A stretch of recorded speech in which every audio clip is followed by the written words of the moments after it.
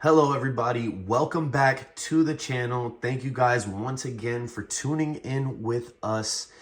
And I know it has been a while, but we are back, baby. Don't you guys worry, we have way more content in the pipeline. Just life has been a little bit busy and, things happen. But I'm definitely excited to be back with you guys again for doing another unboxing here today on the channel. As you guys can see already, we have a banger in my opinion, if you collect Star Wars. But yes, guys, today we are going to be taking a look at Bo-Katan Kryze, the Night Owl. And she is badass, guys. If you guys don't know about her from Clone Wars or from the Mandalorian series, you guys definitely are missing out. Definitely go check that out and watch all of those shows, because they definitely play a big role in the future of Star Wars. And this character is, very embedded within the story here with Dave Filoni and Jon Favreau. So I think there's more to see here from Katie Sackhoff as Bo-Katan. But yes, guys, today we have a Hot Toys 1/6 scale unboxing here, and this is none other than from the Mandalorian Season 2. This is TMS035. So yeah, I cannot wait to see this figure out here in hand. It's been out for a while now. I got this on release. I just haven't had the time to unbox it, but I've seen all of the positive and negative so far, so I'm just excited to take a look at it for myself here. But as you guys can see, you have the normal cigar band with that sunburnt orange going all around the bottom of the box. You have all of the legal and warning information on the back there. You have a really nice portrait of Bo-Katan here, and clearly Hot Toys was very proud of their head sculpt. She's holding her helmet here in these big photo there right up front. So you can always tell when they're really happy, or trying to show off a head sculpt that they are really happy with. But you got a couple more action shots here around the side of the box. But other than that, we're going to take this girl off the turntable and see what you guys get inside. And inside, you are greeted with a nice image of Bo fighting with a stormtrooper. They're letting their blaster go off and she's dodging it. And I like that. She's in air using those blast effects as well. And she has her blade out. So she has some really cool, effects that are in here already. And you have the Star Wars logo down below, TMS035, Bo-Katan Kryze. And you pop this off, and then you have the clamshell tray inside. And now we're going to take a look at what she comes with. So these are all of the accessories that you get with Bo-Katan. We're going to start here with the display base, and it is that normal Star Wars style great flooring. I like the paint job to it. It has a nice shiny silver kind of chromatic look to the base, and it's kind of peppered in there. Some edges are done a little lighter than others, and they've gone a little bit darker here in the middle. It also comes with a bendable flight pole, because Bo has a jetpack, so clearly she can fly. This front nameplate is blanked out this time due to this effect piece here, which I also like. So you can use this in conjunction with the display base, and we'll put that to the side here real quick to look at this. This is a railing piece here. I like the effect. Feels pretty cheap, but it gets the job done. It's either going to go on the front or it could go on the back. I like the design here for it. You got multiple paint jobs here, and the metal looking effect, and it looks really cool with a kind of like copper silverish effect. And then you got the railing up top, and these would be like lights, and they're done in a clear like resin material there. And then up front, you see that you have that gap there again, as you would for the nameplate. And this is even weathered down here, kind of like splattered effect looking there in the front with the blue. And you can use this nameplate that they give you. Believe it is metal. Don't quote me on that. But you see there, Star Wars Bo-Katan. So you can either put that on there like that, and you can either stick it on there, or you can also stick it on this side like you usually get them. But it's all, you know, your preference. And then I think this can pop on. I think this actually pops off. And hang on, yeah, so that pops off like that, and you can butt this up here like so, and you get that kind of like railing effect that she's standing behind it. And this has rubber, little, not rubber, a little like foam stoppers there too, so if it's, you know, doesn't move around in your display. Or you can also have it like this, and now the railing is behind her. So that's really cool. I like the design of that, the way they think, you know, ahead, where, you know, they can, you know, pretty much give you one accessory, but it's used for multiple things. And I know kind of that's a negative, not a negative thing, but, you know, sometimes as collectors, we want to have a lot in every release, but, you know, we can't always. And then this, I believe, just clicks back on like so. So that's really cool. Moving forward there with that, we'll just leave the base off to the side. That's not bothering anything. You also get 5 pairs of hands that are, you know, included. And then you also have the 2 that are on the figure when you get her.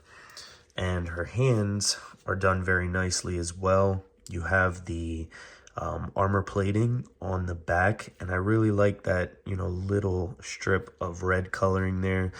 And she has the padded glove. I love it. You know, it has a ton of texture there, nice like folding creasing as the leather glove actually would. And here as well for the stitching, it also looks like it's, you know, indented on the side there, like, you know, the glove would be creasing up.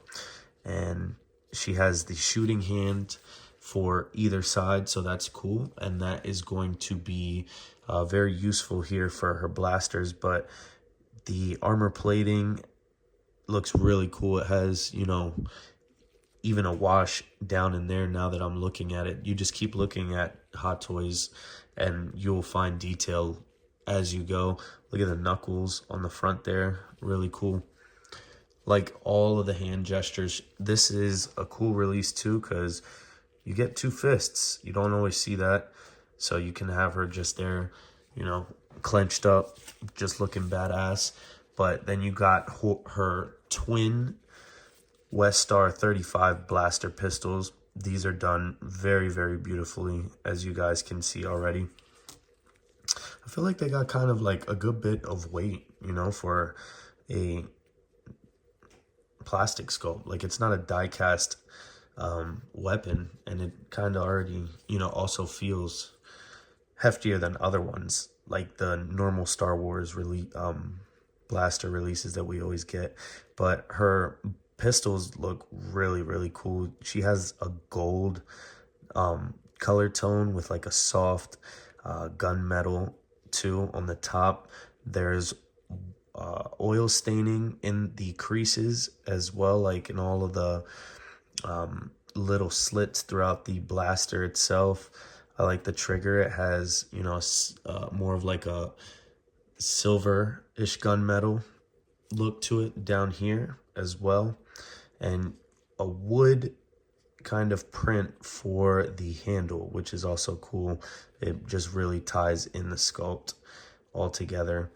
And yeah, I think this is done very nicely. You got oil staining up as here as well, dirtiness all around this piece, and you get 2 of them, so she can just be dual wielding them, and that is gonna look sick. I think that's pretty much how I'm gonna pose her anyways. You get 2 rocket effects here for the back on the jetpack. The jetpack isn't here because it is actually permanently attached to Bo.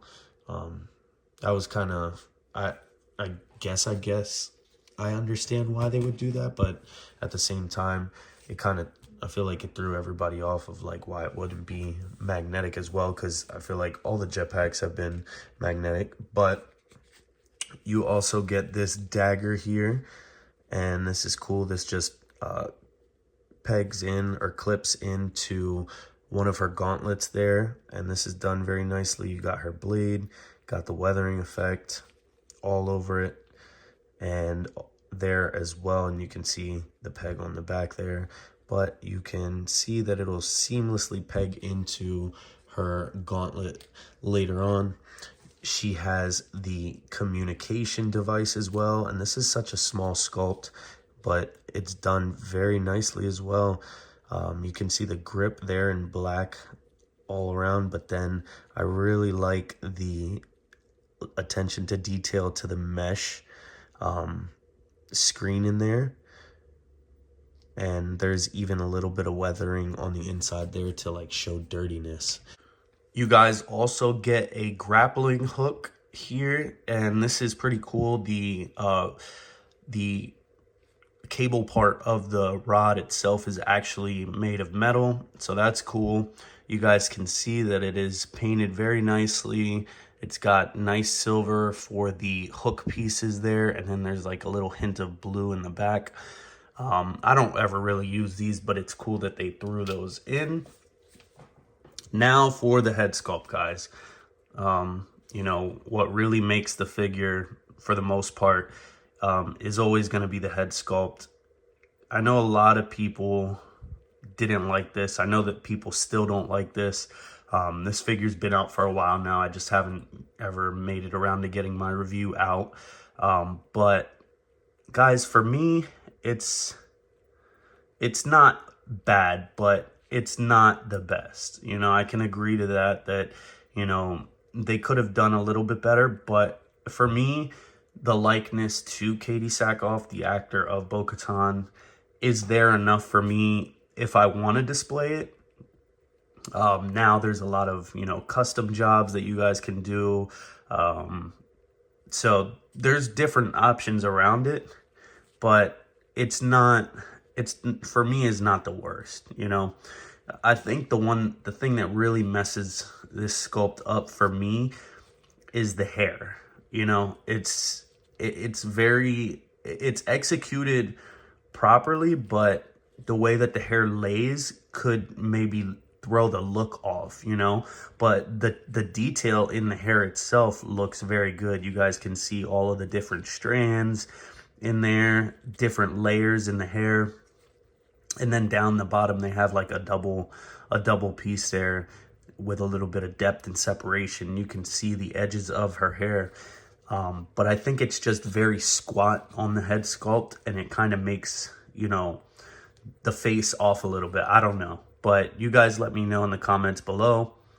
What do you guys think about this head sculpt? I like the metal bandana part that she wears. I think that's pretty cool. You guys can see even little hints of like that reddish orange there in the back of the headband itself. So there's depth to the sculpt as well. I think, you know, for me, it's serviceable.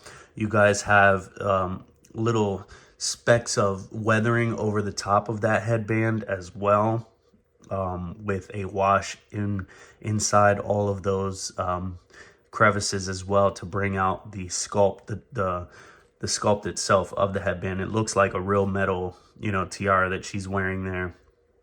But, you know, the likeness to Katee Sackhoff is questionable for a lot of people. For me, it's questionable as well, but for me, it's serviceable. I'll probably most likely wear the bucket, the helmet, for her as well. But, you know, from time to time, I might have her like this holding the helmet. So who knows? We'll see. But you can see she's kind of got that like stern look that she had in the show. It looks like she's kind of looking up a little bit too, depending on, you know, what angle you have the head pointed. But, you know, you see that scar right there, right above her brow. You got kind of like some freckles and moles.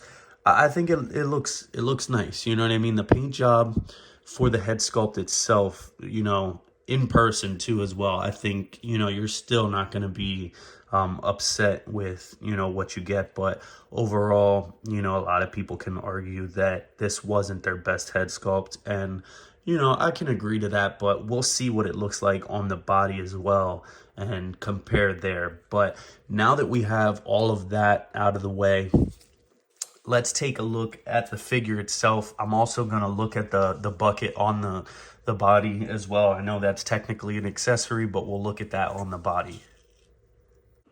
All right, guys, so taking a closer look at Bo, as you guys can see here, I'm just going to show you guys the head sculpt first, or the bucket, sorry.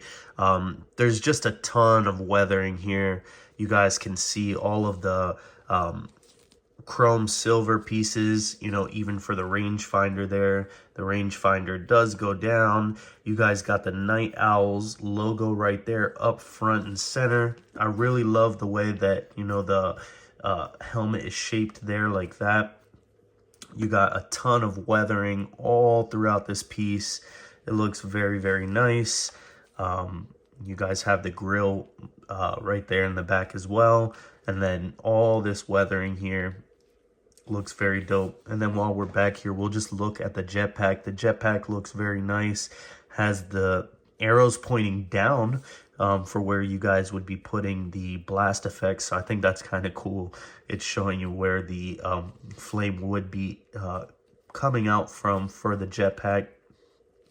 You got this nice little gold accent there up top. The sculpt looks very nice. There's grime and dirt all throughout the crevices there for the washes.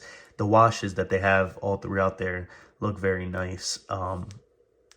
And yeah, this is one thing that I'm not a fan of, is just the pleather that they used for the pouches all throughout the belt. We've seen them sculpt pouches like this plenty of times.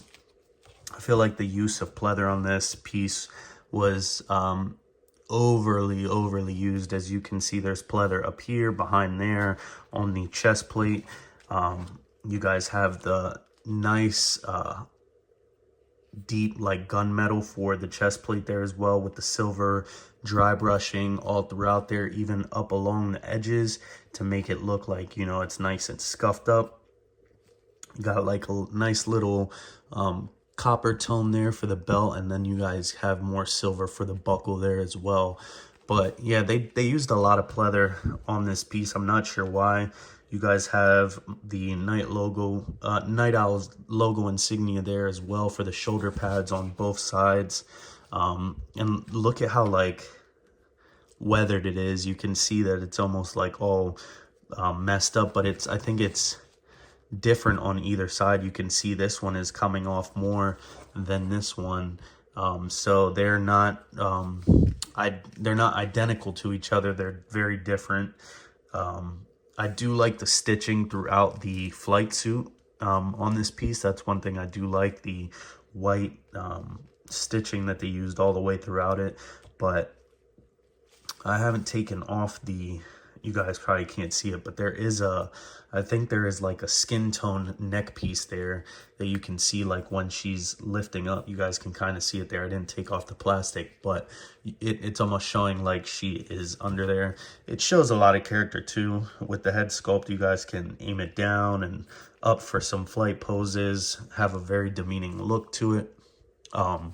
But yeah, this piece, you know, is, I think if you're collecting the Mandalorian series, is one that you would want in your collection. But looking back at it now, you know, you might want to hold out to see if they do a 2.0 of this, because it's, for me, I think it's necessary, just because, you know, we'll just start off here. I'm not really going to go over the articulation on this one, just because I think it's kind of lame to do so here.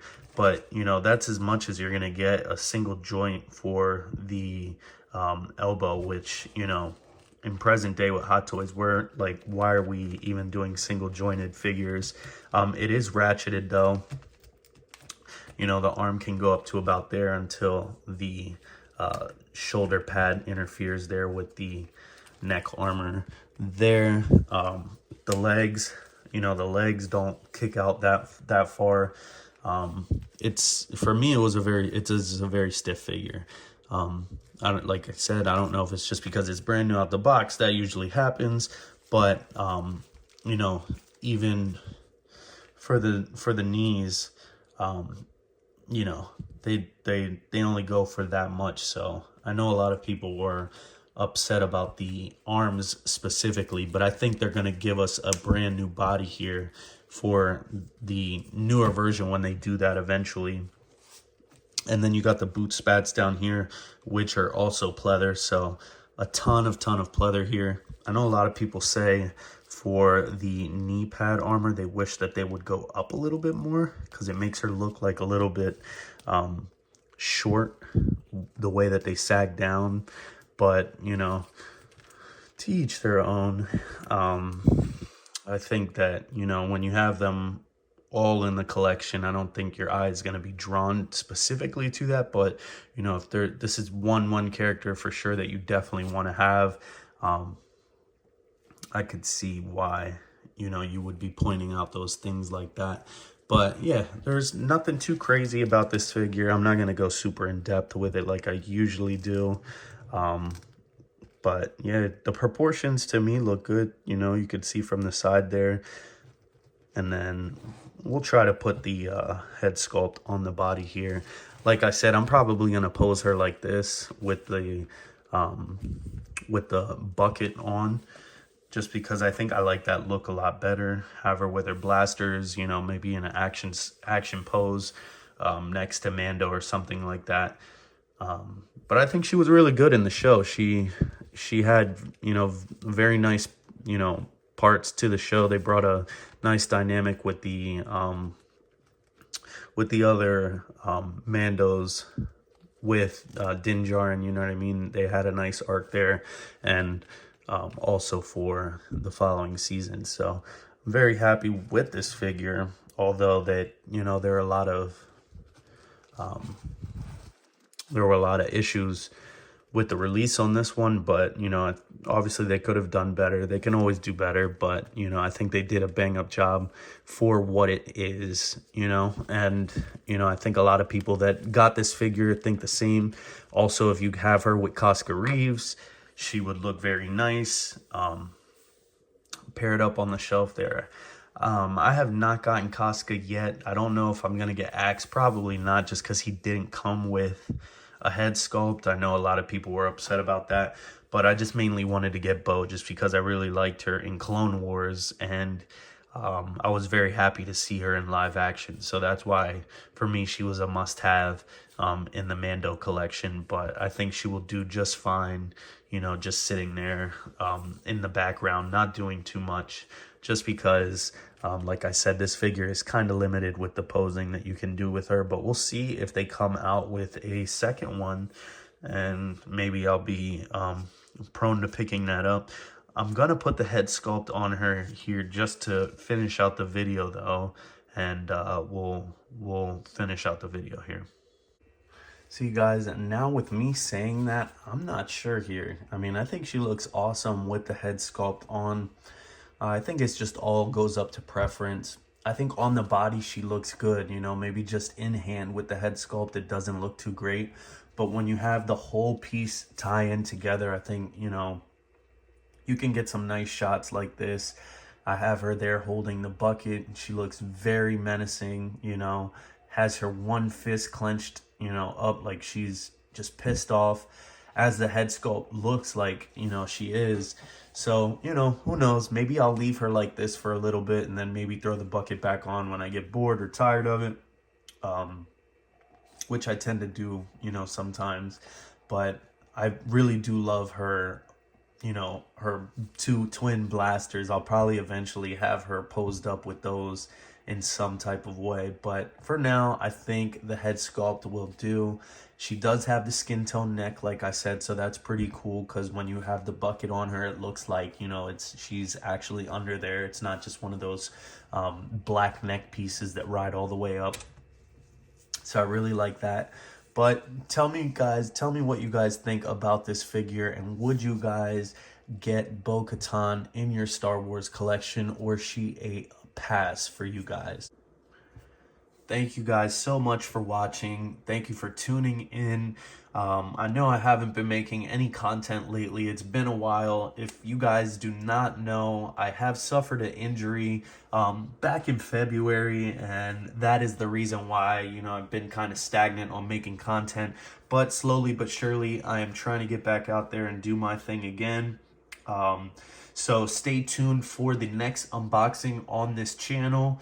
I'm not sure which one we're going to do yet, but you guys will have to stay tuned. Maybe I'll post something on the YouTube channel and give you guys a sneak peek on what we're doing next. We have a lot of new changes coming up to the collection room. I'm very excited for that. That should be happening sometime in the next couple of months. And we'll possibly be getting a collection tour finally. So I'm excited for that. I'm very excited to finally see what I envision for my room. For a lot of you guys that, we talk every day, you guys know what I'm talking about, but stay tuned. There's a lot of big things that are coming up. More unboxings, obviously, of course. Tune in with me and Brick Artemis on the Bugle 6 if you guys haven't checked us out there on his show. We usually do every other Monday, so I think it's about 2 Mondays out of a month. We'll actually be on there tonight. I'm not sure when this video will be uploading, but yeah, you guys will definitely have to come check us out for that. I'm always on there with him. Very good guy. We have a lot of good conversations and a ton of laughs, and we have special guests coming in and out from the show. So very cool to be on that as well. But yeah, guys, I've just been kind of stagnant just because I've had an injury and I've had to step back and deal with a couple of things with that. Couldn't really make content, but now I'm getting back on my feet, and I'm very, very happy to be back and doing what I love here. It's always fun doing unboxings. This one I had started before my injury, and then I kind of just tried to finish up and pick up the pieces here. So stay tuned for the next unboxing. Like I said, not sure what IP we'll be doing. I know a lot of you guys know that I love Star Wars, but we'll pepper in some DC and Marvel there as well. But yeah, thank you guys again. Thank you guys so much for watching. And as always, we will catch you guys on the next episode. Peace.